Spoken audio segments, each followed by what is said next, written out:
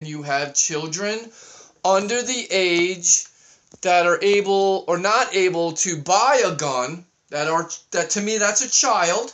In this case, it's either under 18 or under 21, whatever that age is going to be for whatever kind of particular firearm that you have.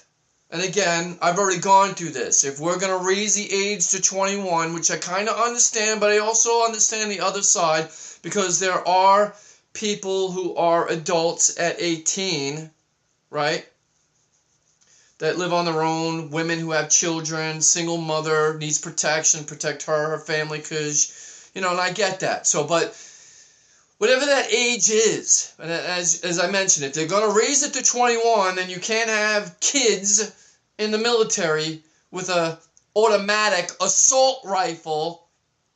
They shouldn't be driving cars. They shouldn't be using phones, texting while they're in these cars.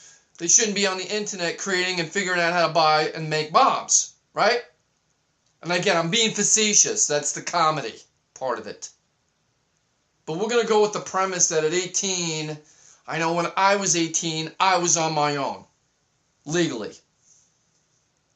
I wasn't living at home the day of my birthday. I left that hellhole. Okay? So in this instance, this mother did not follow the protocol.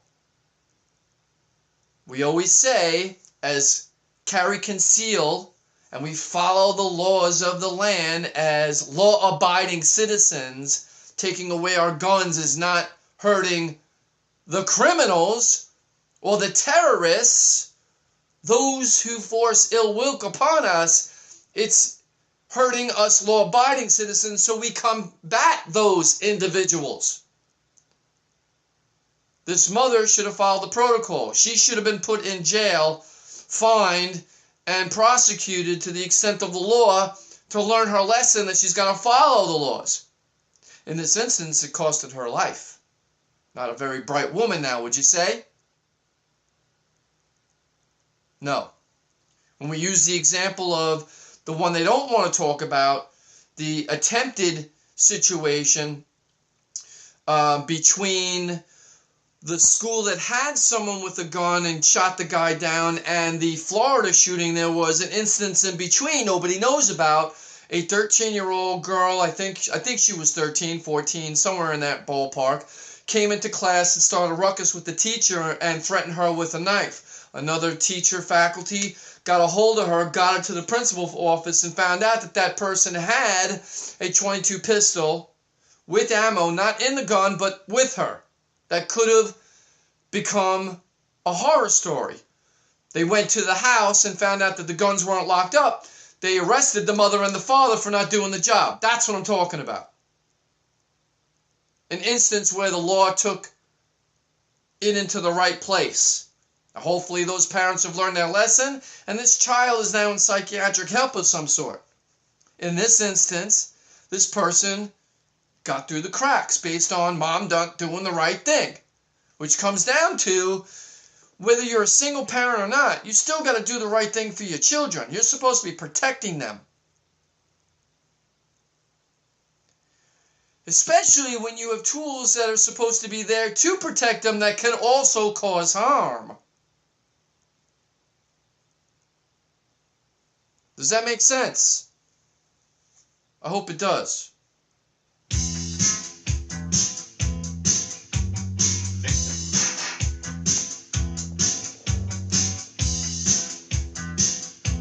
I love this song.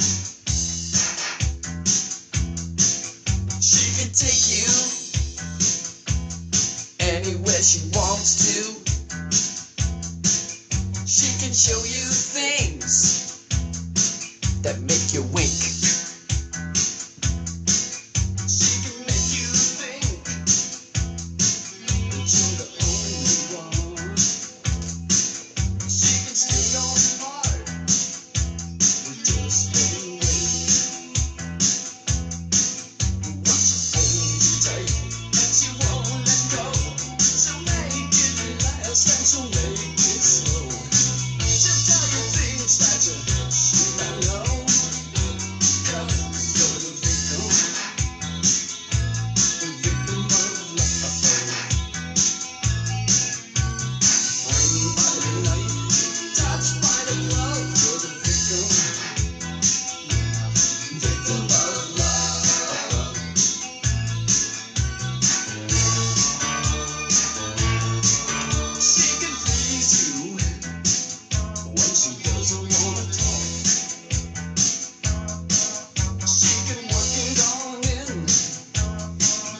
She can go take a walk. She can have it or leave it. She can do as we do. Well, you better believe it. She's having fun on you. She can hold you tight and she won't let go. She'll make it last and she'll make it slow. She'll tell you things that you should not know, 'cause you're the victim of love. Rained by the night, touched by the club, you're the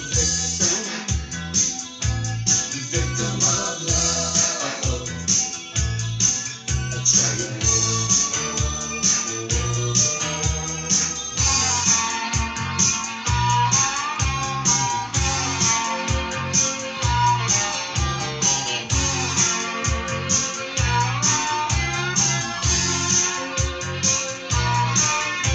She's calling you out. You better run to her. When she's just falling out, you better care. When she needs somebody, oh, you better run to her.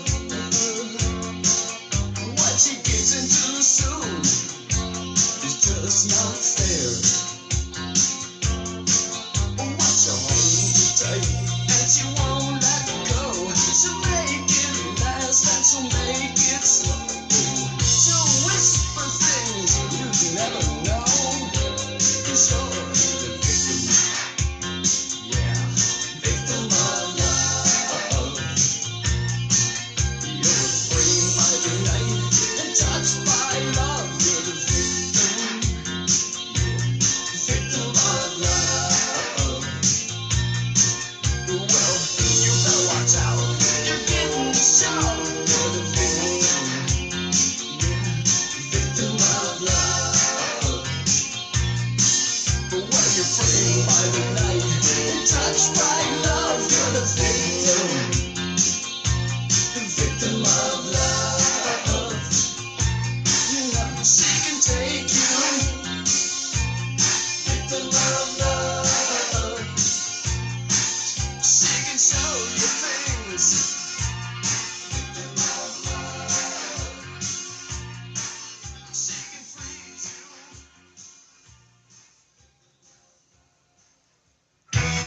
So, again, some of these songs run into each other. I try to stop it before it starts. Doesn't always work that way. So as we get to the 12 dead in the Washington Navy Yard shooting, and this individual who was a former reservist who turned a civilian contractor, he passed the state and federal background checks, and he legally purchased the pump action shotgun that was used in that shooting, and that's despite a history of violent outbursts and recent mental health treatment. Again, false flag, a stand down. The people who knew this individual had a problem and did nothing about it. When you think of the Emmanuel church shooting, leaving 9 dead,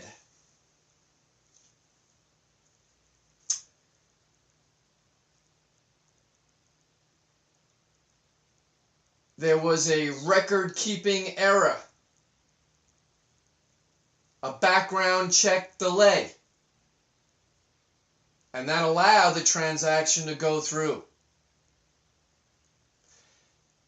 And the FBI even said that the examiner never saw the arrest report because the wrong arresting agency was listed in state criminal history records.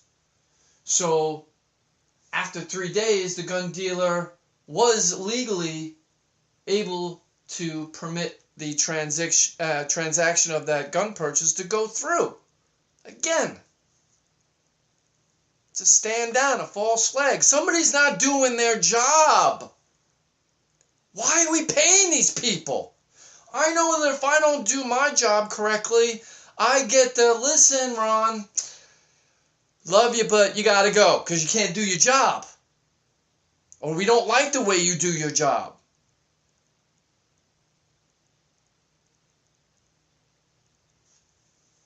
Part of the problem.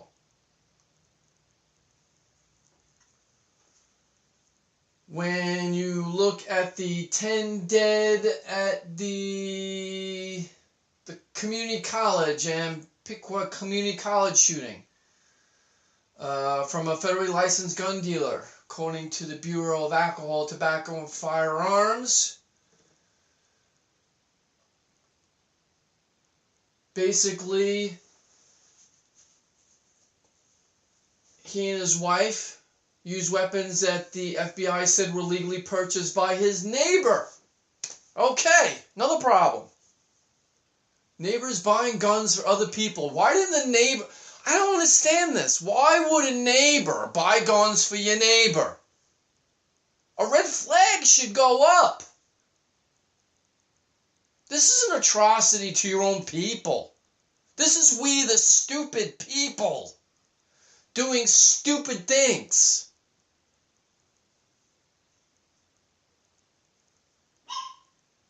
So, he pleaded guilty to charges he conspired to provide support to terrorists.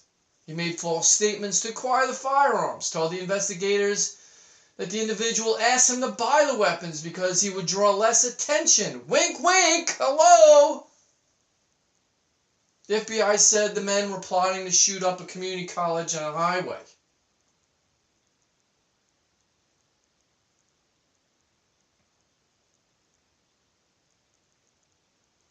That was San Fernandino, 14 dead.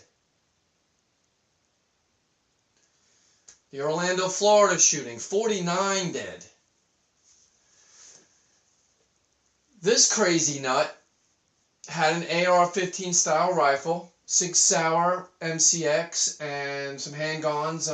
Bought handguns on separate days about a week before the attack from a licensed dealer near his home in Fort Pierce, Florida.